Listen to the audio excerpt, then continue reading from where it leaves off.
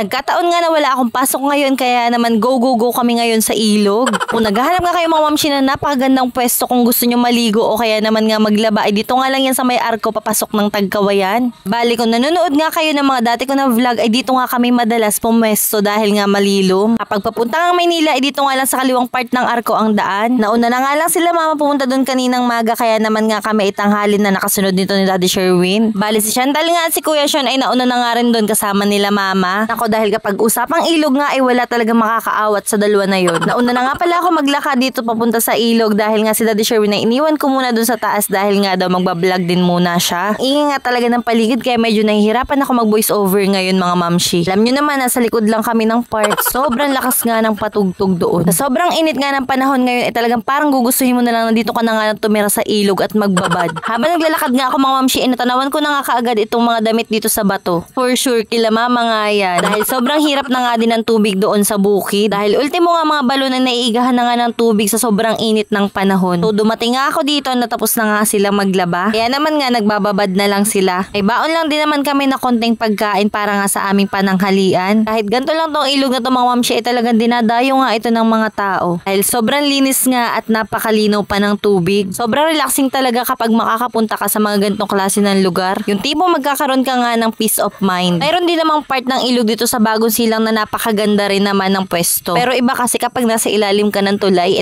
libre na kasi ang bubong mga mamshi. Sa sobrang busy nga namin sa aming mga buhay-buhay ay hindi na nga kami madalas makaahon Daddy Sherwin doon sa bahay namin sa bukid. Kaya naman nga kapag may mga biglaang ganap nga itong sila mama o kaya naman nga pupunta dito sa ilog ay hindi nga kami makasama. Dahil alam nyo yun, iba pa rin kasi talaga kapag sama-sama kayo ng pamilya kahit na yung mga gantong kasimpleng kaganapan lamang sa buhay. So kitang-kita nyo naman dyan kung gano'n nga ako kasabik dito sa tubig, halos luluking ko na nga yung tubig, charis. So dahil nga hapon na ay naligo at nagbihis na nga rin kami dahil dun muna kami uuwi sa bahay namin sa bukid. Bisita at malinisan nga man lang namin yun kahit papano. At makatambay na nga rin ang kauntian. Mga nagtatanong nga pala kung bakit napakadalang ko nang mag-upload ng vlog ay dahil madalas ko na nga maramdaman ang pagod at hindi ko na nga alam kung saan ko pa isasangat ang pag-i-edit ko nga ng video. Kaya nga ang ginagawa ko na lang sa ngayon ay kung kailan ko na nga lang maisipan mag-upload ng vlog ay saka nga lang ako nag-upload. Bahala na nga si Lord kung saan tayo dadalhin ang ating pag-vlog. Hanggang dito na lang muna sa ngayon mga mamshi. Bye!